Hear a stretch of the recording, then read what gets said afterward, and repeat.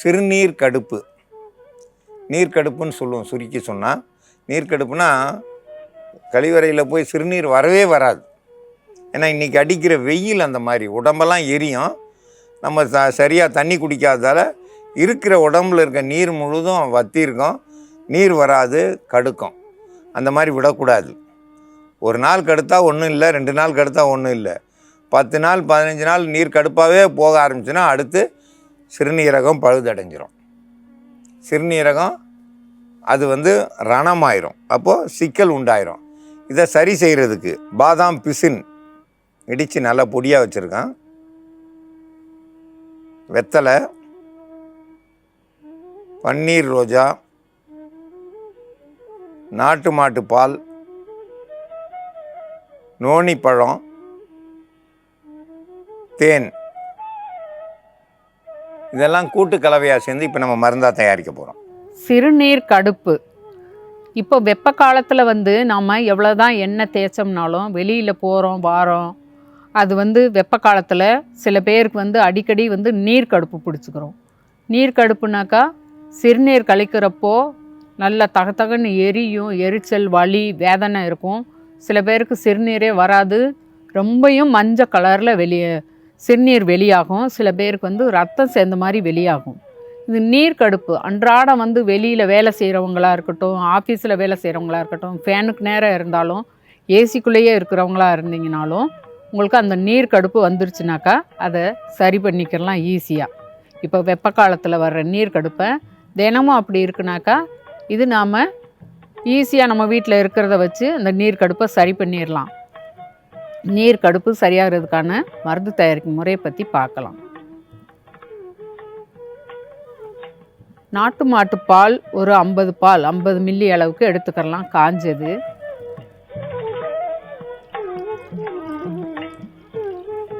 பாதாம் பிசின் இது நல்ல குளிர்ச்சி தரக்கூடியது. வயிற்றுக்குள்ளே ரொம்ப எரிச்சல், வலி, அந்த சிறுநீரகத்தில் உப்பு மற்ற எந்த ஒரு சூட்டுனால் அடைப்புகள் இருந்ததுனாலும் அந்த அழுக்குகளை குளிர்ச்சியாகி சரளமாக சிறுநீரோட வெளித்தள்ளி கொண்டு வரக்கூடியது. வகுத்துக்குள்ளே சூடாக இருந்துச்சுனாலும் அந்த சூட்டெல்லாம் தணிக்கக்கூடியது. இந்த அளவுக்கு 1 ஸ்பூன் அளவுக்கு பாதாம் பிசின் இது கட்டி கட்டியாக இருக்கிறத நல்லா அரைச்சி எடுத்து வச்சுருக்குறோம். இந்த ஒரு ஸ்பூன் அளவுக்கு எடுத்து நீங்கள் ஒரு 100 மில்லி தண்ணியில் ஊற வச்சிங்கனாக்கா இந்த மாதிரி ஜெல்லு மாதிரி ஆயிரும். குளிர்ச்சி தன்மையை கொண்டு வரக்கூடியது, சிறுநீரகத்தில் உள்ள அடைப்புகளை எடுக்கக்கூடியது. பாதாம் பிசின் நாட்டு மாட்டு பால் 50 மில்லி பால் கூட சேர்த்துக்கலாம். வெற்றிலை ஒரு வெற்றிலை காம்பு நீக்கிட்டு நல்லா அரைச்சி எடுத்து வச்சுருக்குறோம்.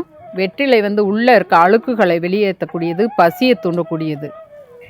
கொஞ்சமாக ஒரு வெற்றிலையை எடுத்து அரைச்சி சாறு கூட அந்த விழுதை சேர்த்துக்கலாம். வெற்றிலையை அரைச்ச விழுது. பன்னீர் ரோஜாவின் இதழ் ஒரு பன்னீர் ரோஜா கூட சேர்த்துக்கிறணும். எரிச்சலை கட்டுப்படுத்தக்கூடியது. குளிர்ச்சி தன்மை வந்துச்சுனாலுமே அவங்களுக்கு அந்த வலி, எரிச்சல் அந்த மாதிரிலாம் இருக்காது. சிறுநீருக்குள்ள உள்ள உப்பு அழுக்க வெளித்தள்ளி கொண்டு வரக்கூடியது. நுணா பழம் கொஞ்சமாக ஒரு 20 கிராம் அளவுக்கு சேர்த்துக்கலாம். பெரிய மஞ்சனத்தி நோனி அப்படின்னு சொல்கிற அந்த பழம் பழுத்துருச்சுன்னா இந்த அளவுக்கு ஒரு 20 கிராம் அளவுக்கு எடுத்துக்கிட்டிங்கன்னா போதுமானது. இப்போ இது எல்லாமே பாலில் நல்லா பிசைஞ்சிடலாம். தேவையான அளவுக்கு கூட தேன் சேர்த்துக்கிறோம்.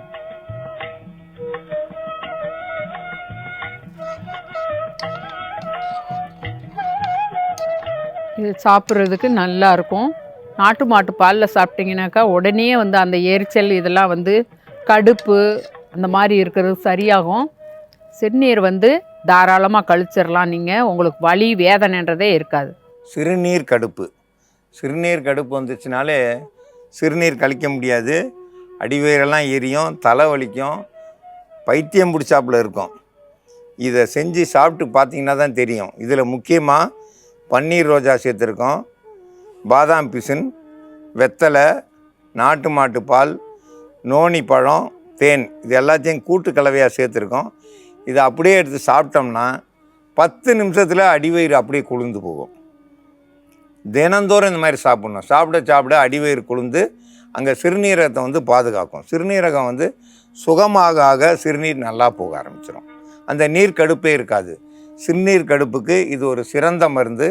இந்த மருந்தை பயன்படுத்தி பயன்பெற வேண்டும் என்று கேட்டுக்கொள்கிறேன்.